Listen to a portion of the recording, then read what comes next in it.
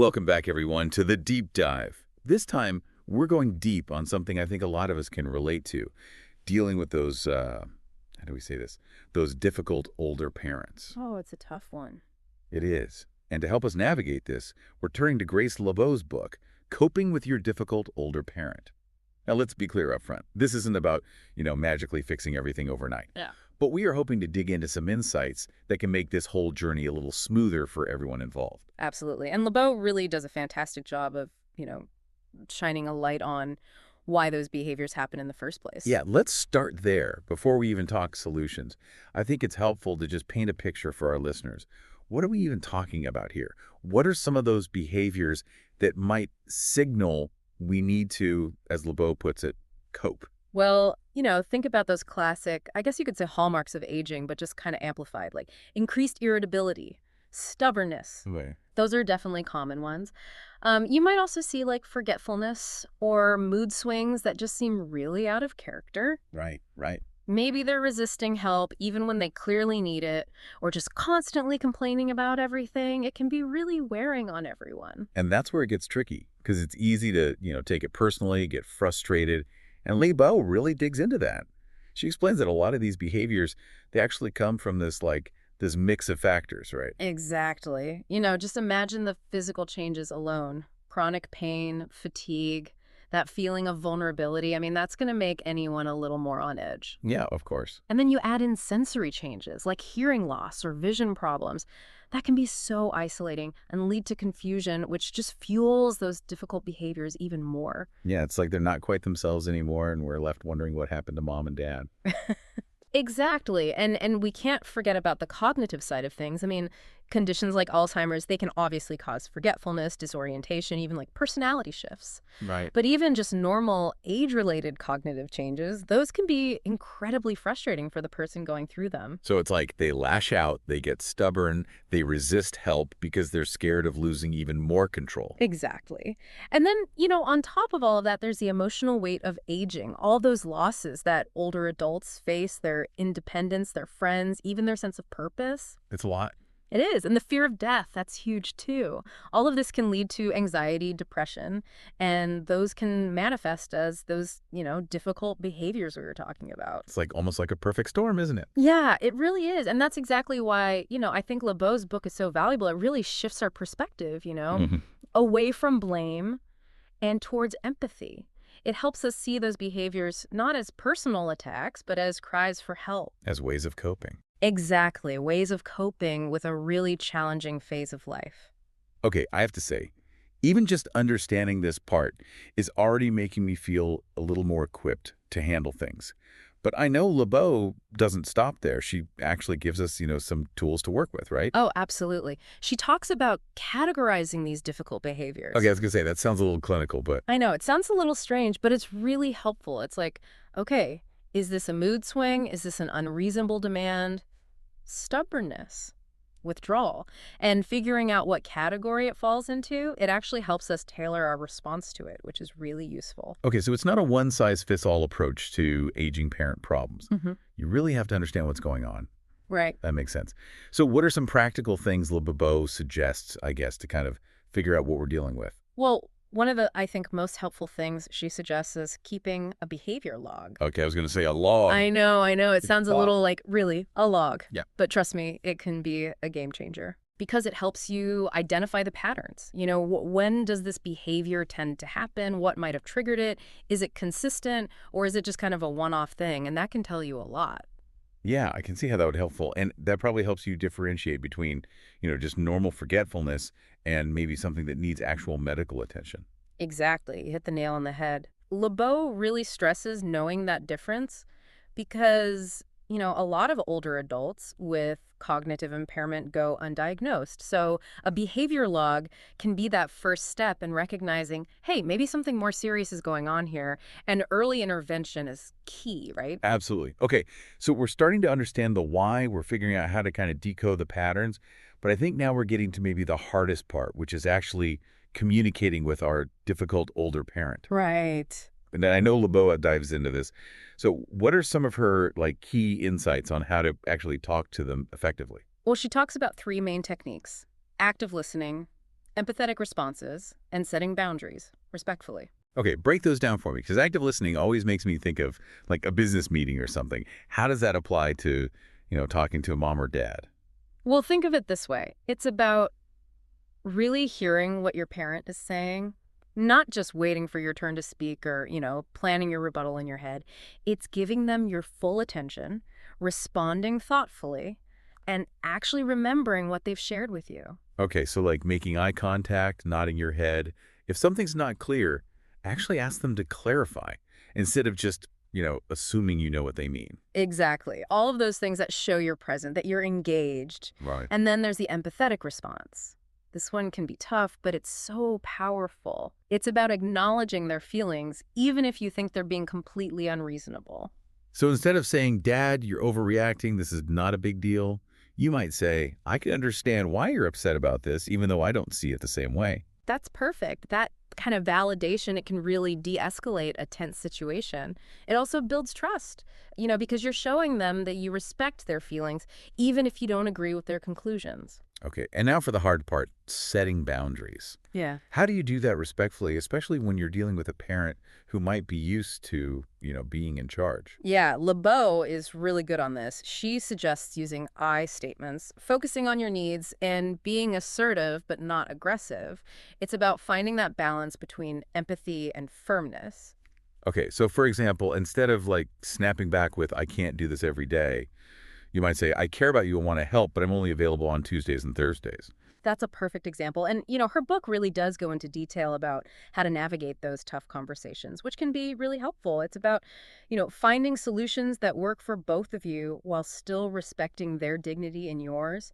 Remember, you deserve to have your needs met too. It's funny, as we were talking about this whole communication and boundaries thing, I was thinking about one of Lebow's points that really stuck with me, and that is the idea of routines, especially for parents who are dealing with cognitive decline. Having that kind of predictable schedule can make such a huge difference. Oh, that makes total sense, yeah. Like, it's almost like giving their brain a break from having to figure everything out all the time. But I guess the flip side of that is you don't want to make them even more dependent, right?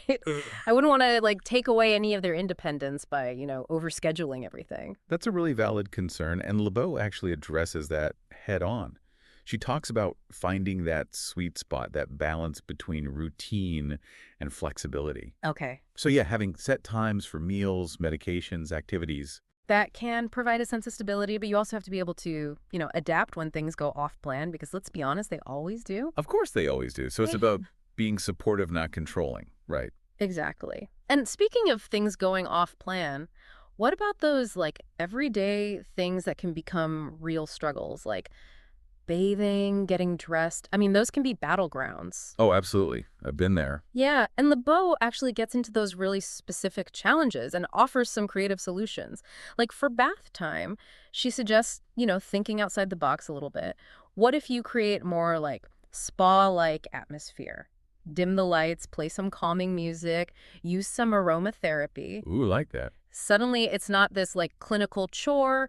It's more of a relaxing experience. Yeah, it's meeting them where they are, right? Understanding their resistance and kind of working with it. Exactly. And then with dressing, she talks about involving them in the choices as much as possible, even if, their fashion sense isn't exactly yours. Right. It's about respecting their autonomy, even in those seemingly small things. Yeah, letting them hold on to some of that control. Yeah. Which I think is so important when so much of their life, feels out of their control. Okay, so we've talked about those kind of day-to-day things, but what about, I guess, the more adulting side of caring for aging parents?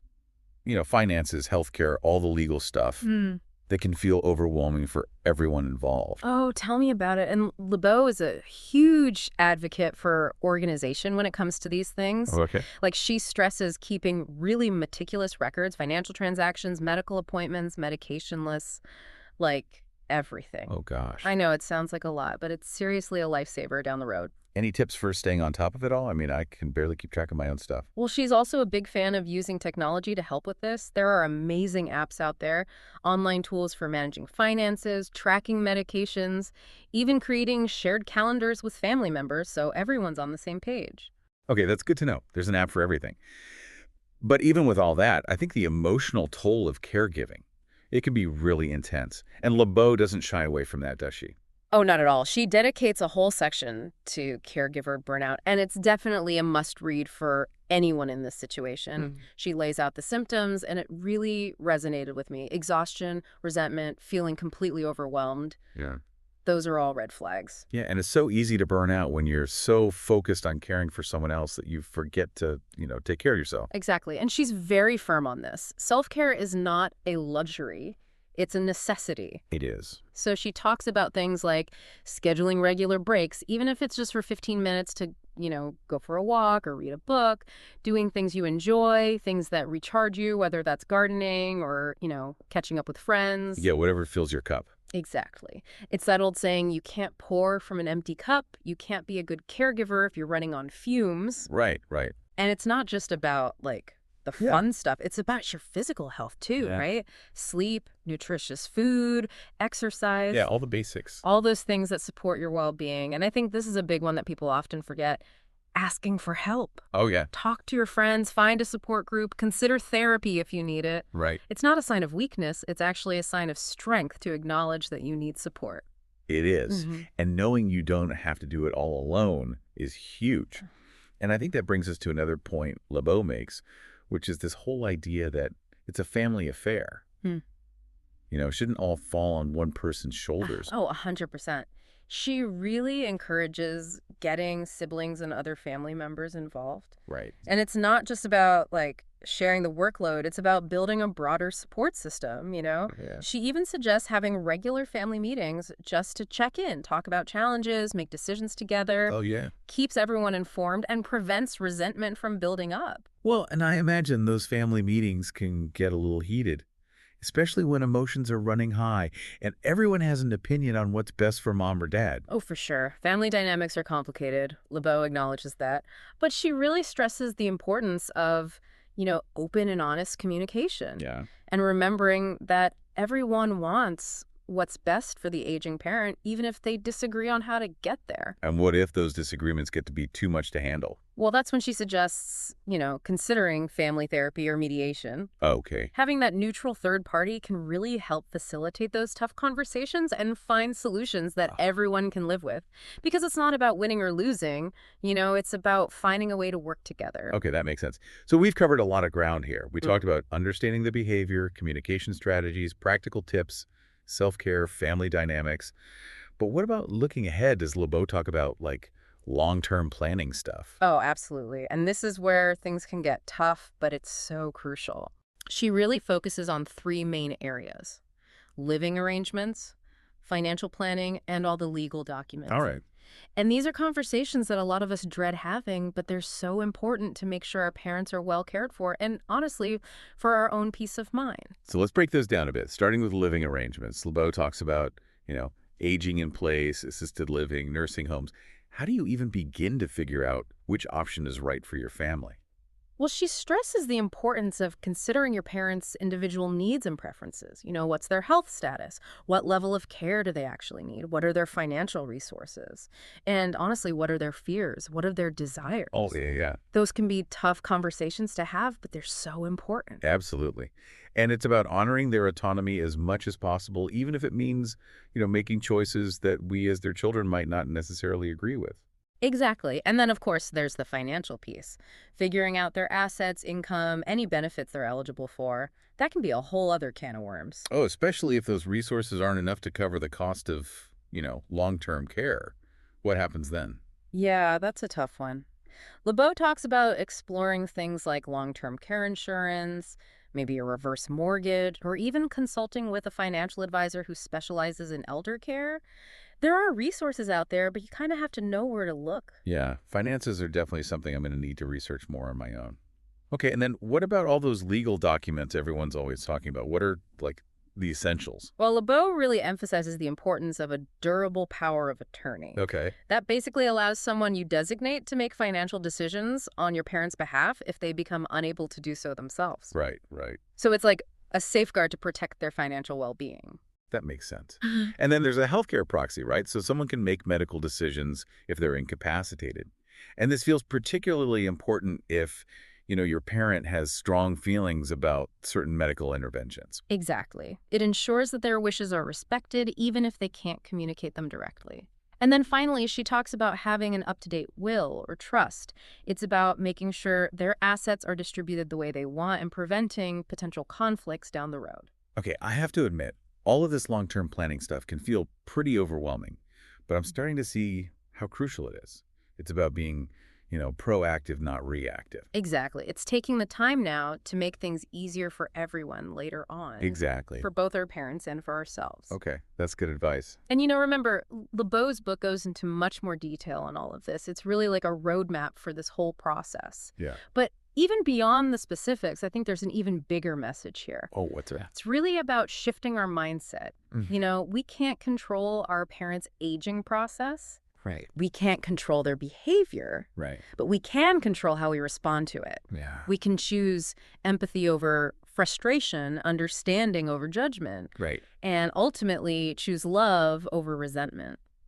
As we're wrapping up this deep dive into coping with difficult older parents, it strikes me that this is a topic that goes way beyond, like, logistics and tips and tricks. It really does. It's about family and how those relationships evolve. Exactly. We've talked about all of Lebow's strategies for communication, for understanding, but it's also about something bigger, isn't it? It's almost like acceptance. Acceptance of the situation for sure, but also I think acceptance of our parents as they are, right Yeah. now in this stage of their lives.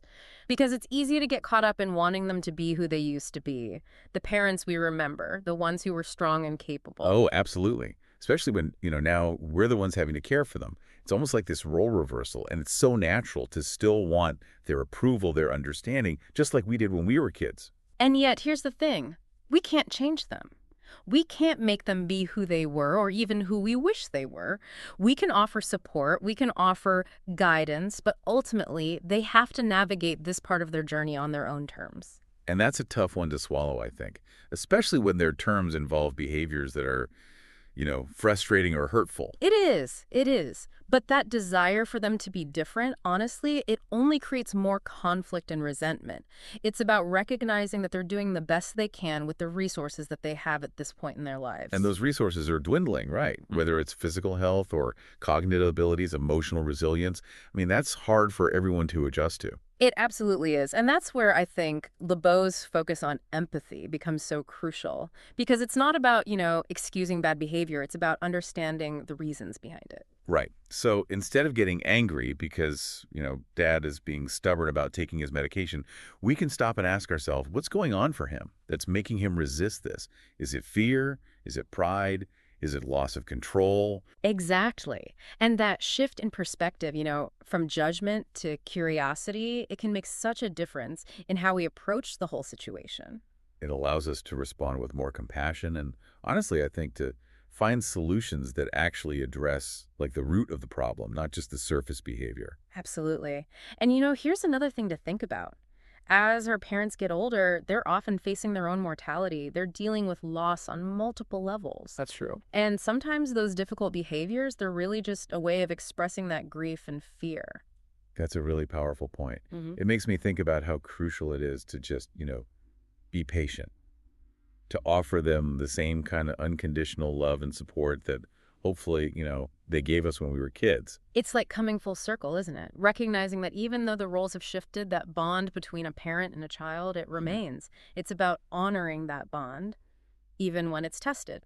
Lebow talks about this idea of, honoring our parents, and it really struck a chord with me because it's not about blind obedience, or agreeing with everything they do. It's about recognizing their inherent worth as human beings, even in their imperfections. It's about appreciating the sacrifices they made, the lessons they taught us, the love they gave us, even if it wasn't always perfect. And it's about offering them that same grace and understanding as they navigate this, this final chapter of their lives. So well said. And, honestly, I think that message goes beyond just this topic of, difficult older parents. It applies to all of our relationships. It's about recognizing the humanity in everyone we encounter, choosing compassion over judgment. Absolutely. So as we wrap up this deep dive, I want to leave our listeners with just a few key takeaways. Yeah. First and foremost, you are not alone in this. Millions of people are going through the same thing. There are so many resources out there to support you. Reach out to your friends, your family, find a support group, maybe even talk to a therapist. Don't be afraid to ask for help. It's not a sign of weakness, it's a sign of strength. Exactly. And second, remember, this is a journey, not a destination. Be patient with yourself. Be patient with your parent. There are going to be good days and bad days. You're going to have moments of joy, and you're going to have moments of frustration. And that's totally normal. Let yourself feel all the feels and reach out for support when you need it. And finally, remember that even in the midst of difficult circumstances, there's always beauty to be found. So savor those moments of connection, those shared memories, those little glimmers of love and gratitude. Those are the moments that really make the journey worthwhile. Couldn't have said it better myself. This has been such a great conversation. I hope our listeners have found it helpful, maybe even a little bit empowering. Just remember, you are capable, you are strong, and you are not alone. Thank you so much for joining us on the Deep Dive. We'll be back next week with another fascinating topic. Until then, take care of yourselves and take care of each other.